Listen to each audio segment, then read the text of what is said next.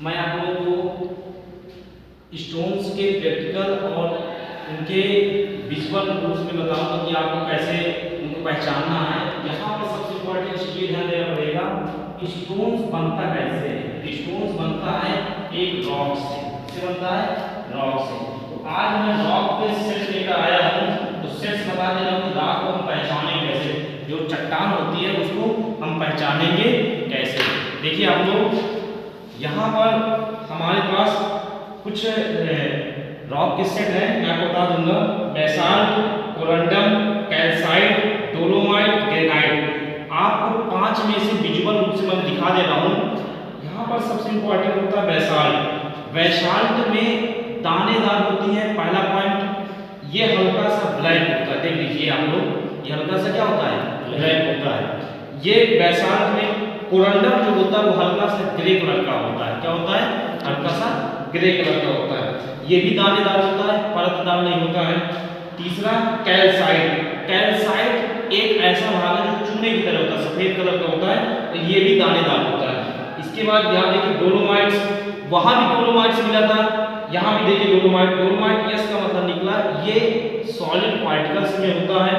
इसके बाद granite. Granite जो होता है वो हल्का सा पीला यानी हल्का सा गुलाबी और ग्रे दोनों का मिक्स होता है।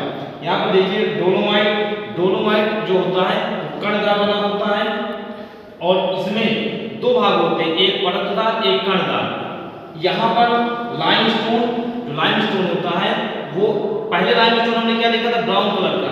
यहाँ पर लाइमस्टोन जो चट्टान होती है वो ग्रे कलर की होती है। इसके बाद मैग्नेट, ये देखिए मैग्नेटाइट। मैग्नेटाइट जो होता है वो हल्का सा भूरा और दाने के आकार का होता है, हल्का सा भूरा और दाने के आकार का होता है। जिप्सम, जिप्सम ब्लैक कलर का होता है। ब्लैक में होता है, डार्क ब्लैक होता है, हल्का सा ब्लैक होता है, लाइट मतलब लाइट ब्लैक कह सकते हैं आप। यहाँ पर देखिए मैग्नेसाइट। मैग्नेसाइट का मतलब ये निकला ऐसा पत्थर जो व्हाइट कलर का होता है और चूने की भांति कलर रहता है।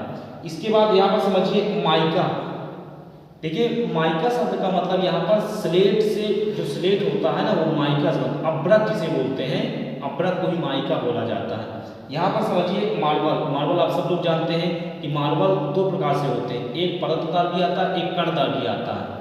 मार्बल जो होता है परतदार, अब मार्बल बनता किससे? लाइमस्टोन से बनता है। लाइमस्टोन के हाई प्रेशर और हाई टेम्परेचर की वजह से इसको बनाया जाता है। फिर इसके बाद देखिए क्वार्टजाइट।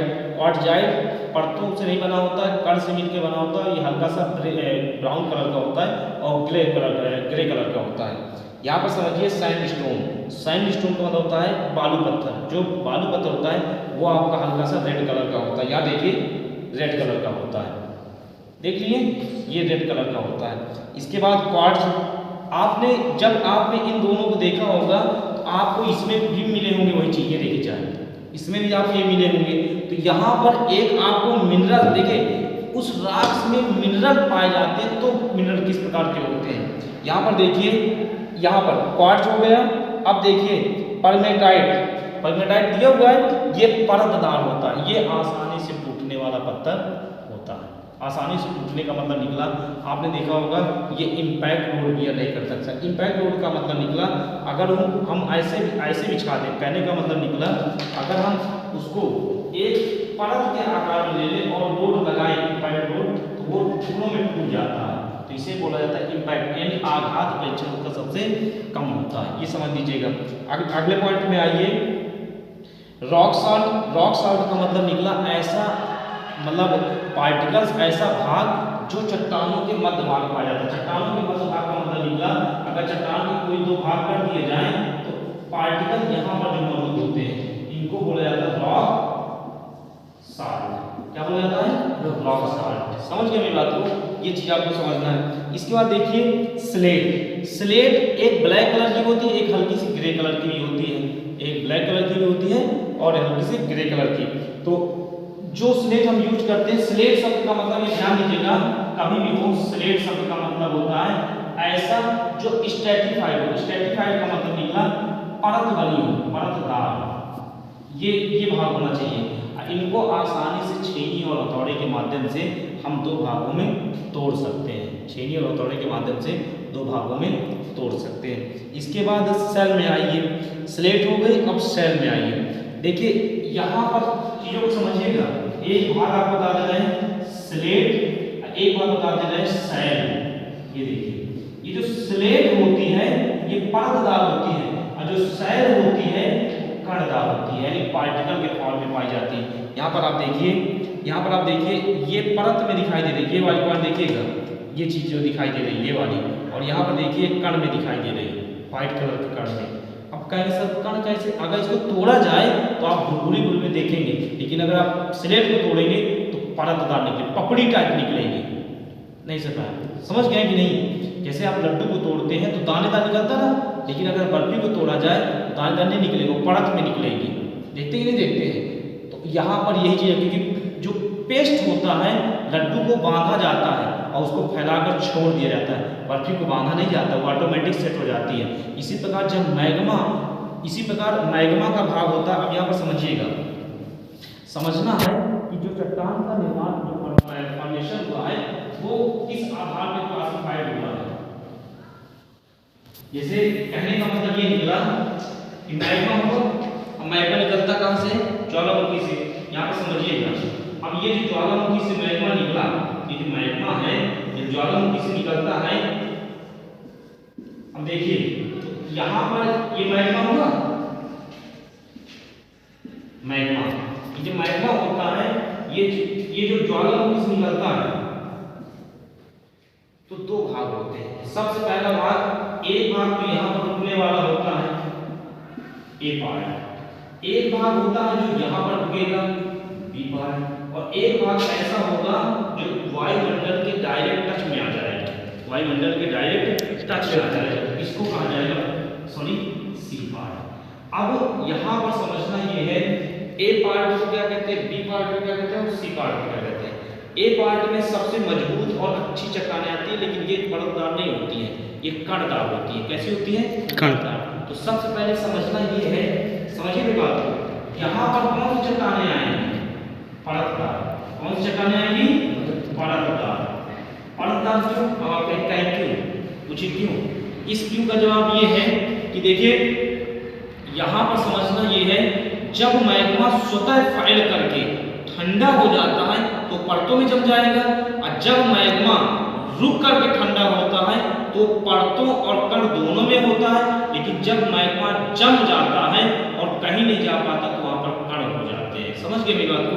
जैसे फॉर एग्जाम्पल के तौर पर मैं आपको ये बताना चाहूँ कि अगर कणों को, अगर हम कणों को, जैसे यहाँ से पार्टिकल्स निकले होंगे, ये पार्टिकल्स निकले, अब ये पार्टिकल्स निकले आए और यहाँ पर वायुमंडल है, वायु है, अब वायु है, जैसे मान लीजिए कि उसने उफैल गई, अब वायु ने उसको ठंडा कर दिया कई सालों में, तो जब जम जाएगी तो वो एक बर्फी की तरह जमेगी। कैसे जमेगी?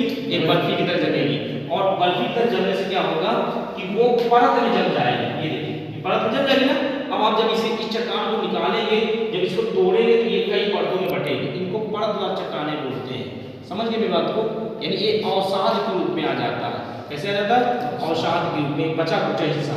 अब इसके बाद ये चीज आ गई, यहाँ पर जो ये चट्टानें होती हैं ये मैग्मा के पार्टिकल के रूप में होती हैं, अर्थात ज्वालामुखी के उस भाग में जहाँ से ज्वालामुखी के मैग्मा का उद्गम होता है वहाँ पर जो चट्टानें बनती हैं वो ज़्यादातर कण वाली चट्टानें होती हैं, और जो चट्टानें यहाँ रुक जाती हैं वो दो प्रकार की होती हैं, एक परतदार चट्टानें और एक कणदार चट्टानें भी होती हैं। लेकिन जो यहाँ पर चट्टानें होती हैं वो केवल परतदार चट्टानें होती हैं। एक आज प्रैक्टिकली के तौर पर आपको ध्यान देना पड़ेगा। समझ गए? समझ गए कि नहीं? सारे प्रैक्टिकल आपको ध्यान देना पड़ेगा। Any questions? अब देखिए ये तो ज्वालामुखी से बने रॉक्स। अब रॉक्स का मतलब निकला चट्टानें, रॉक्स का मतलब चट्टानें। अब इससे क्या बनेगा? इससे बनेगा पत्थर, यानी स्टोन्स। अब स्टोन बनाया कैसे जाएगा? पत्थरों को निकाल करके उनको सही आकार दे करके, यानी तोड़ करके पत्थर बनाए जाएंगे। तो जो चट्टान में मिनरल्स होंगे वही तो स्टोन में मिनरल्स होंगे। जो चट्टान में मिनरल्स होंगे, भाई मिनरल जो होंगे, देखिए मिनरल समझिएगा, मिनरल्स, ये जो मिनरल्स है, मिनरल का मतलब होता है खनिज, है ना? मिनरल्स का मतलब खनिज। अब ये खनिज जो होंगे वो चट्टानों में, यानी रॉक्स में भी वही होंगे जो स्टोन में होंगे। यहाँ समझिए, ये रॉक्स में भी वही होंगे जो स्टोन में होंगे। तो आपको ये समझना है कि सबसे सबसे पहले ये जो ज्वालामुखी है, इस ज्वालामुखी से 3 प्रकार की चट्टानें बनती हैं। इन चट्टानों को जब हम निकाल देते हैं और कई भागों में मशीनों के द्वारा तोड़ देते हैं, बनता है आपका स्टोन्स। समझ गए? That's all.